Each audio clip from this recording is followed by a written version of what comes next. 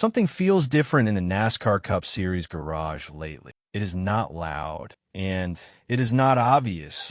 But if you have been watching closely over the past few weeks, you can sense it, a subtle shift in how people inside the sport are starting to talk about one particular driver. And what makes it interesting is that this shift is not the result of a single race or one standout moment. There are actually two separate storylines unfolding at the same time. And when you look at them together, they start to paint a picture of what could be a genuinely significant development for the rest of this season. Let's start with what happened at Phoenix Raceway, because it caught a lot of people off guard. Shane Van Gisbergen, driving the number 97 Chevrolet for Trackhouse Racing, was having the kind of afternoon that looks like it is about to spiral completely out of control. He spun out, there was smoke, and from the press box it genuinely appeared that his day was done. But it was not. Instead of dropping back and riding out the race in damage control mode, Van Gisbergen recovered and crossed the finish line in 11th place. And for drivers and journalists who have been skeptical of his oval abilities, that result was hard to explain and even harder to dismiss.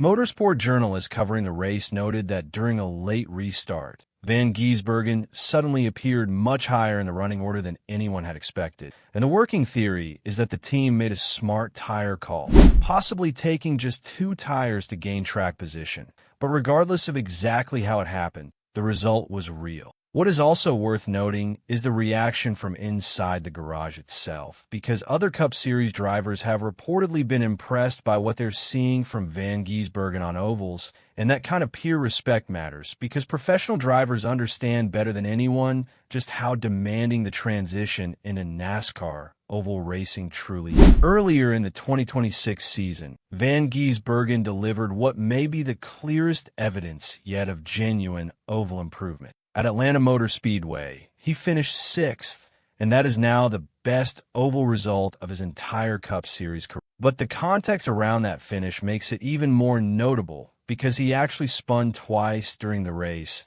and still managed to recover and finish inside the top 10. That kind of racegraph, the ability to stay calm, manage tire degradation, and navigate pack racing after costly errors, does not happen by accident, and it reflects a driver who is actively learning and adapting rather than simply surviving. Van Gisbergen himself has spoken about his approach to oval racing in honest terms, describing every race as an opportunity to build a notebook by collecting data about what works, what is not, and how the car behaves in different situations. It is a methodical, engineering-minded way of thinking about improvement, and based on the results, it appears to be working. Going back to late 2025, a 10th place finish at Kansas Speedway was already seen as a meaningful step forward, and the Atlanta result in 2026 suggests that the progress has not plateaued. It is very much continuing. For races into the 2026 season, Van Gisbergen sits 5th in the championship standing, and for a driver whom many expected to struggle outside of road course events,